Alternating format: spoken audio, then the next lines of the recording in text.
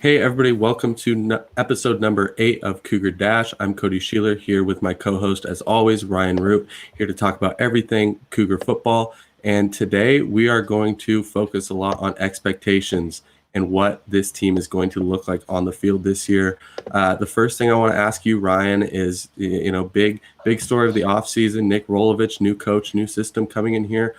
Where's the bar for him? What are we going to see from Rolo this year?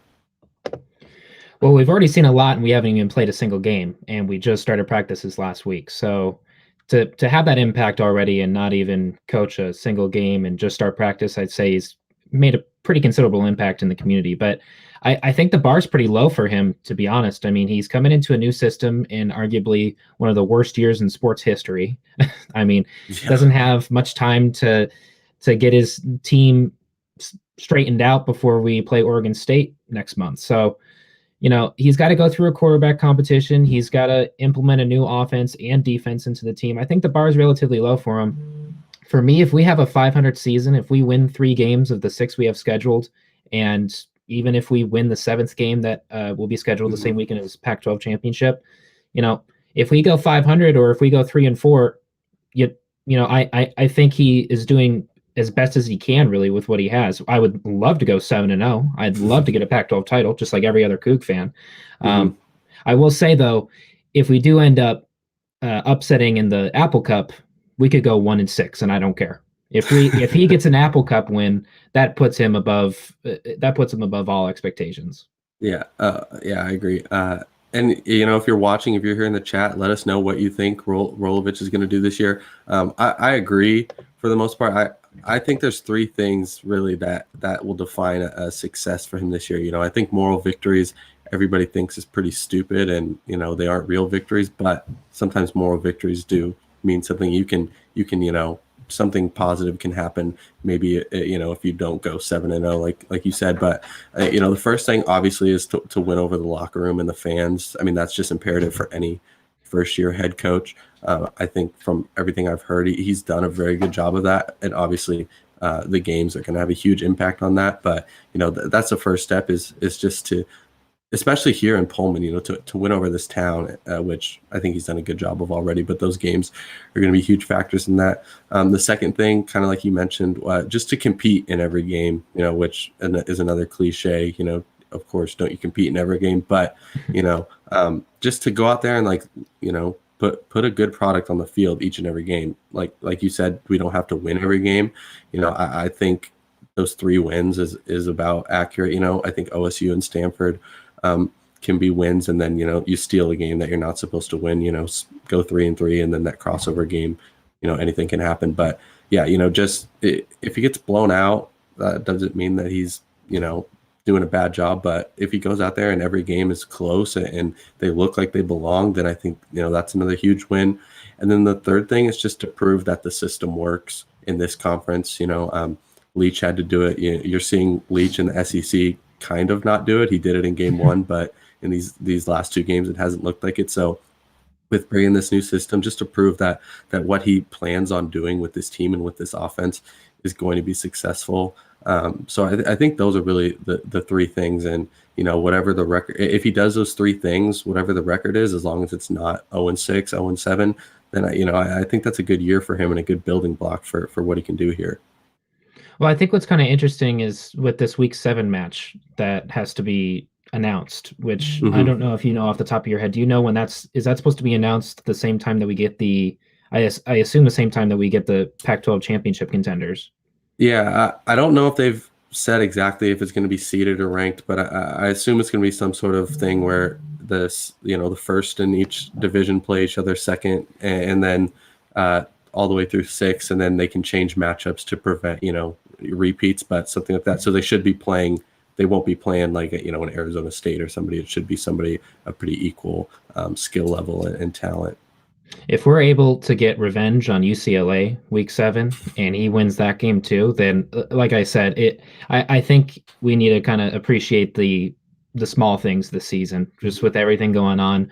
The Cougs are not an SEC team by any means, but taking advantage of the small things and winning the winnable games and winning an upset here and there Hmm. and being able to compete with the Huskies and potentially having a good matchup week 7. I think that's really all it's about. And I do want to bring it back to bringing chemistry into the locker room. Hmm. He's already brought he's already binded this community get together with his, with his bucket hat and his great personality on air. Hmm.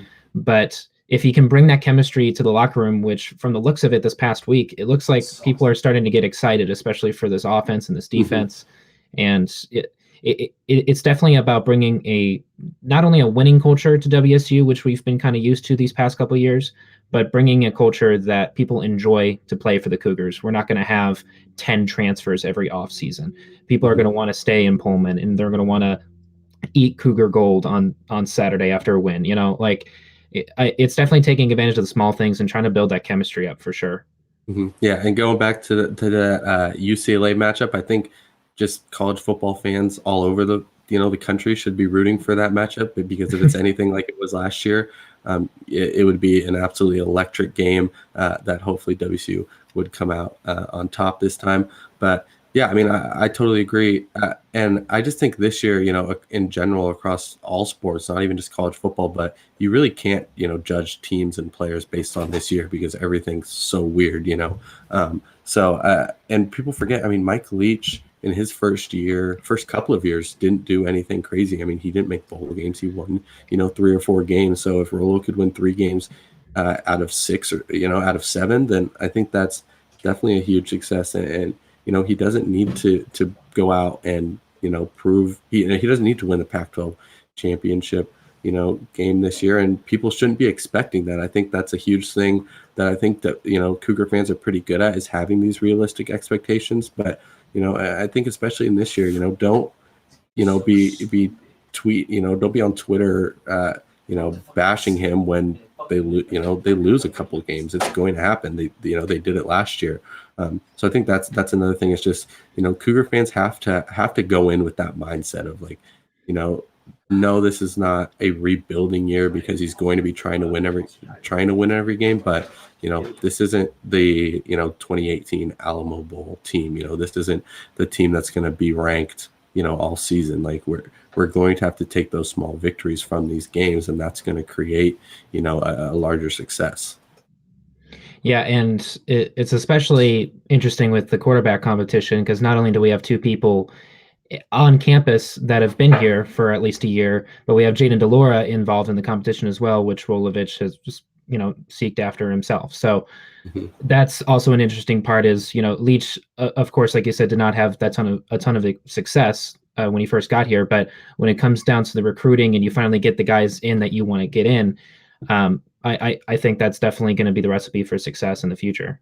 Mhm. Yeah, and you kind of you jumped the gun a little bit going to our next topic, but not too much. But yeah, the other thing that I wanted to talk about is just expectations for these quarterbacks. We've seen WSU be an absolute quarterback factory, breaking records the past couple of years. Obviously, Leach is not here, and these guys aren't, they don't have a lot of experience. So, I mean, what are we going to see from whoever wins this job? We don't need to have that argument again. We've been there. If you want to go watch that, go look on the YouTube channel. But whoever the starting quarterback is, like, what are we going to see from them? Well, from the looks of it, from all these pressers that we've seen, it looks like we're just going to see a full-out competitor. And I know that is kind of you want a competitor at the quarterback position, of course, but all of these quarterbacks, as teammates and coaches, all have to say the same thing: is they're all competitive and they're all talented and they all understand the situation that they're in right now. We're not having a JUCO savior come in, and we're not having a the mythical man with the mustache come in. So these guys they know that the situation that they're in is unlike anything else. They have a month to get ready for their first game. They just Yeah. put on pads the other day. Hmm. So it's interesting because everyone's got their own storyline, right? I mean, Kammen's been sitting on the bench for all these years, a 4-star recruit. You think that he's one of the front runners, and then you look at a guy like Gunnar Cruz. He's got a big athletic frame and can pass the ball downfield, similar to an Anthony Gordon level deep ball. And then Jaden Delora is, of course, that guy that ROLOVICH has scouted himself and has brought Mhm. 2 Pullman with him. So everyone's got a different storyline. Everybody's got a different, you know, everyone's got a different label associated with their name, and it's going to be interesting to see who's going to be the starter. Because although I thought maybe Cameron or Gunner is going to be the front runner, it looks like a 3-way tie right now. Yeah, I agree, and I think bringing it back to expectations, what should we expect from whoever steps on the field?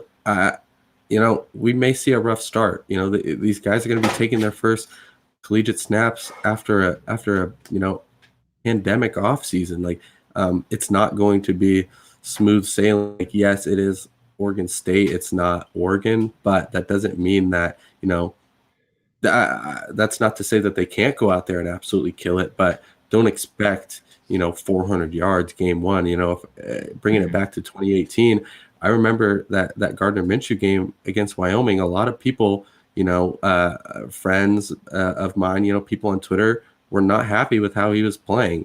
But you have to give it time. These guys can learn the system as much as they can, in the off season. But until you get into game action, like that's a totally different story. So I definitely think, yeah, go for it. I was just gonna say, no, that's a great point you bring up with Minshew. I remember going to those first couple of games and going, "Who's this?" And then he blew up the way that he did.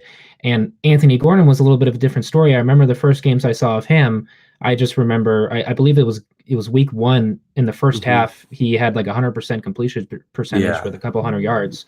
I was like, wow, this guy's kind of interesting.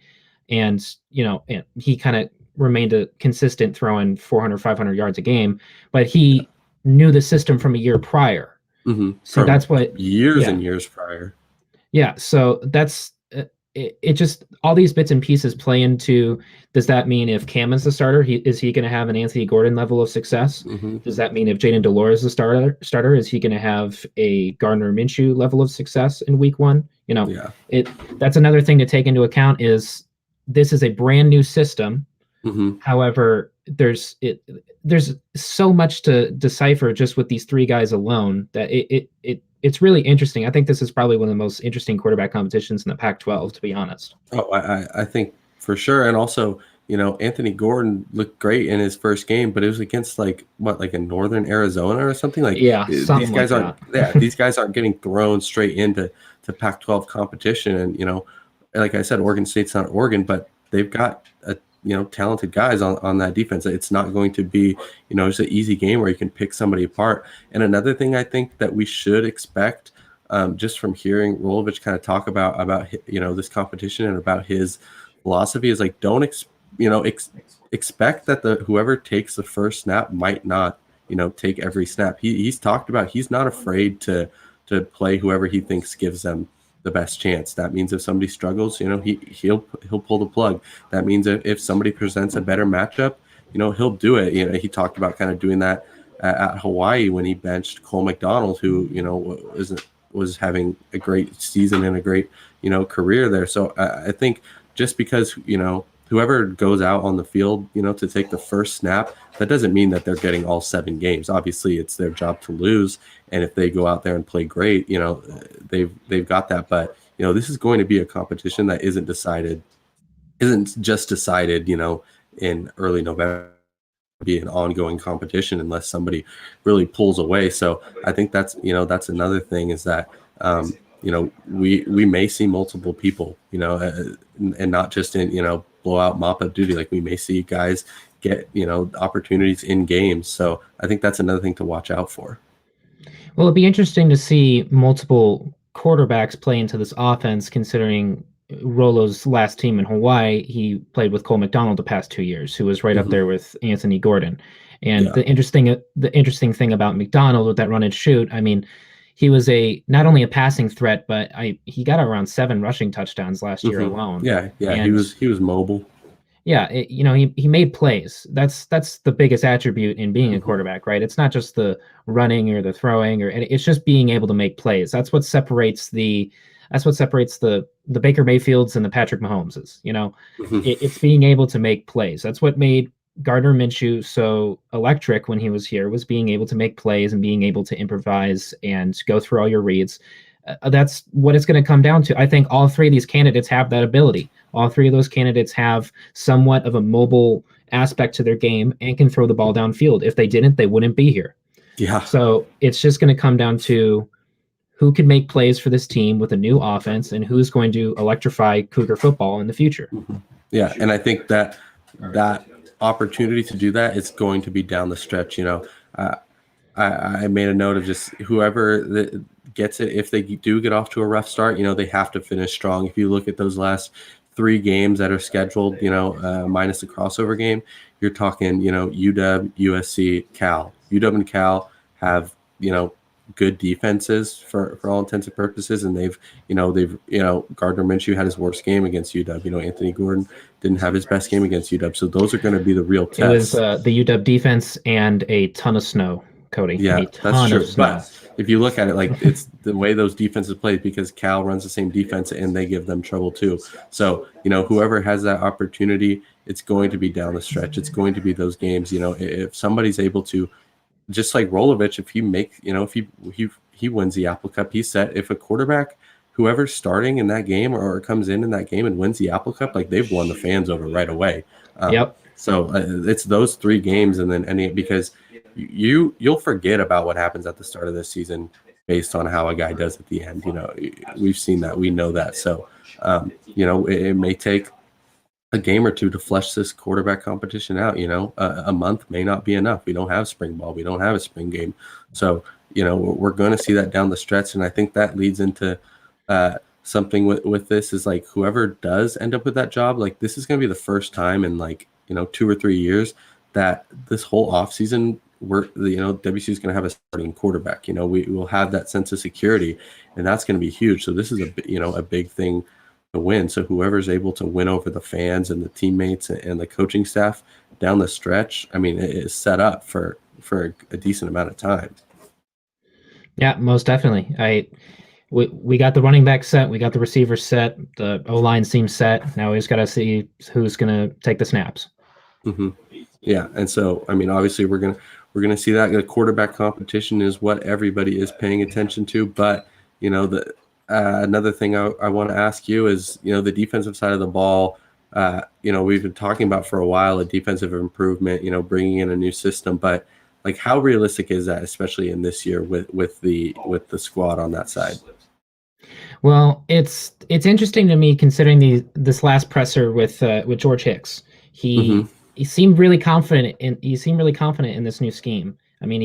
He said, and I quote, I have it written down here because it was quite some powerful words he had to say. Oh, it was a great quote. I love that quote. To be quite frank, we are going to shut teams down this year. It is what it is. I'm just going to be straightforward about it, which is a powerful quote to say, considering last year was a horrendous year on defense. Yeah. So, if the coaching staff has made this big of an impact on the players, then I'm all for it. It's a little skeptical to look at, though, because how can you go from being in the 100, the low 100ths in the nation or something like that in total defense, and now you bring in a top 10 defensive staff in to flip this whole thing around?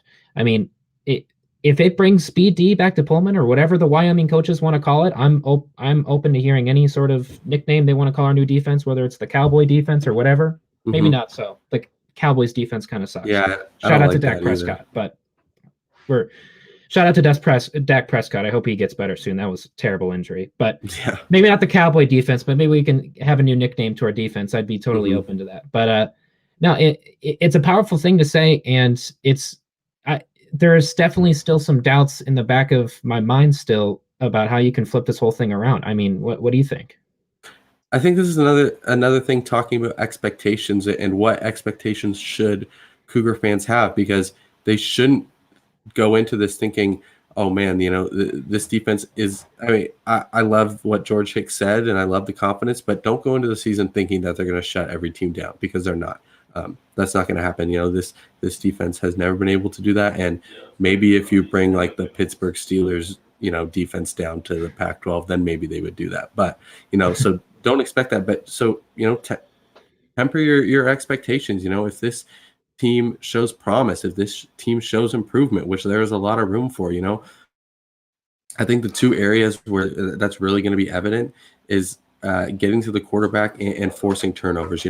If they're able to show some get off on the line and some guys that can rush on the edge, then I think that's going to be a huge thing. And if they can, force turnovers, a lot of the talk this offseason has been just about letting players play free. So if we're letting our athletes just do what they want to do and what they can do, not what they want to do, but let them play free. And if we're able to, grab some picks and force some fumbles and get some sacks. And I think that's going to be a huge thing looking forward. And I mean, I think just in general, this season, I think there's going to be a lot of pressure on offenses in general. I think, the offenses are going to be, I think that's, a little bit harder to install to get ready. The defense, can go out there with a little less preparation in this weird off season and go out there. So, they may be facing some offenses that are struggling and trying to figure stuff out, just like the WSU offense. And if they can use that to boost their confidence, if they can use that, get some sacks, get some guys going, I think that's going to be huge. And another thing is just development of some young talent. We've talked about the leaders on that defense and the veterans on that defense, but there's a lot of room for young talent and a lot of opportunity for these guys to play and just building that confidence because like everything, we're setting up for the future. So this isn't all this defense. Whatever this defense can do now is just the start of what they can do next year. Yeah, I want to bring it back to the pass rush that you brought up because George Hicks also said in his presser that there was a play where someone on that pass rush got to the quarterback almost instant, within 3 seconds, which I don't know if that's a praise for the D line or if the O line messed something up. But I'm gonna go. I'm gonna go good on the D line, just being an optimist. Yeah. So, that's definitely a bright spot. That's a bright thing to hear. And they said they made some key stops in the red zone on 7-on-7 scrimmage. And if they can get used to stopping a dynamic offense like the run and shoot during practice, which I understand that you're not going to want to try to take out your starting quarterback during practice, but if you can recognize some of those coverages in such a dynamic offense like the running shoot, then that definitely gives me some confidence. And I'm glad that George Hicks has the confidence to say that this defense is just going to shut people down. Yeah, absolutely. I have no question for Skylar Thomas or Jahad Woods or Will Rogers. I don't have any question with the veterans really because they know how to adapt to. I think they will adapt to a new defense at a higher rate than some of these incoming freshmen. That goes without saying. But it's like you said, our eyes are really turned towards the freshmen coming in, the freshmen on the D line or the linebacking, but especially the secondary is where it's really going to need to show out. I think it's realistic to think that we will have an improved season, and maybe if I'd say a total defense rank, because I don't think we have Utah's defense by any means or Oregon's, but if we can get into the top 50 total defense, top 60 total defense, that's you're going up half the list at that point from where we were. So if we can make an improvement like that, I can see that happening, but I don't see Wyoming and WSU switching spots. I don't see WSU having a top 10 defense. As much as I would love to see that, but it's great to see confidence with these guys, and it's great to see after 4 practices that they've had, 3. I think 3 at this point. Yeah. Yeah. So 3 and 4 today, I guess. It's great to see after 3 practices that the system is catching on and people are building chemistry, and Coach ROLOVICH is seeing some breakout players. It's great to see that early on. Because in less than a month's time, we're going to be kicking off. So it's great to see that there's confidence out there. I just hope it works out. I do not want a repeat from last year's defense. That was hard to watch. Yeah, exactly. I think that's the big thing. It's just showing the improvement, like we've both mentioned. How about we don't let up 70 points? We hold them to the high 30s. I think that's cut it in half. That's realistic. Don't be the number 1 defense, be top 75, top 60. I think it's going to be those improvements that lay the groundwork going forward. Another way to lay the foundation going forward is these young guys, like we mentioned. And so kind of the last thing and last expectation I want to talk about is are we going to see any freshmen step up? This is a weird season for everybody, but I have to believe that it's even weirder for guys who have never played college football before. So, what are we going to see from these guys in their first year in this, weird kind of just usual season? I mean, one of the guys that stands out right now from the pressers we've heard is Shaw Smith, Mm-hmm. being a freshman and making plays like that on the defensive end, which out of any end of the ball that we need plays on, it would probably be defense out of anything. So the fact that we have a true freshman coming out here and getting an interception during one of the scrimmages, Mm-hmm. which again, we have a month and some change to prepare for this Oregon State game, and a true freshman's coming in right now and performing this well under a new scheme. Whether we had Wyoming's coaches or last year's coaches, Mm-hmm. Shaw was going to come in here and have a new coaching staff regardless. And the Yeah, fact that he's exactly. coming in here with a shortened amount of time, that says a lot to me. I mean, Rolo scouted Shaw or sorry, not Rolo, the defensive coaching staff at Wyoming scouted Shaw uh, last year when they were still with Wyoming. He committed to Wyoming, decommitted, and went to Wazoo. So there's some familiarity there, similar with Jaden DeLaura. Some familiarity with some of these players and recognizing the system. Like those bits and pieces are going to help to get this defense back to where it needs to be. But Shaw Smith excites me, honestly. If there can be a big playmaker like that on the field, and I've seen some of his highlights, he can get a little. He has a little Jamal Adam attitude to him, a little Richard Sherman attitude to him. As long as that doesn't lead to unsportsmanlike conduct, if that's what it takes to get this defense up and rolling and get some adrenaline pumping to get some plays going, then I'm all for it. Shaw Smith looks like he's really improved. It looks like he's really showing out to this team.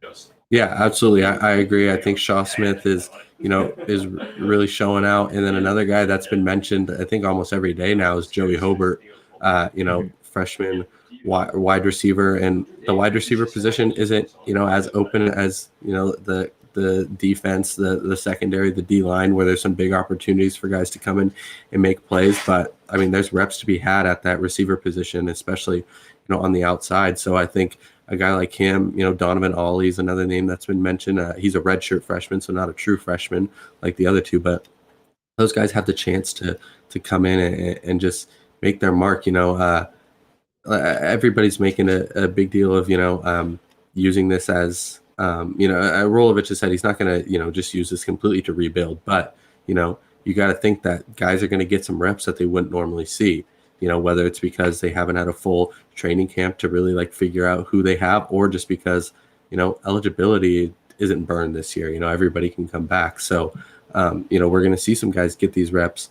Obviously Jaden DeLaura, who we've mentioned in other, segments, if he's able to be the starting quarterback, that's a true freshman right there. Gunnar Cruz is a redshirt freshman. We're going to see a young guy there. And then, another thing that I think really goes, kind of under the radar is, I mean, these guys, special teams is going to be open for these guys. It's not the most glorious, place to play, but I mean, you can make your name on special teams. There's some guys that I can remember. I mean, Tyrese Ross, who's a guy who's competing for safety right now. He's made some huge hits on special teams when he was a young guy.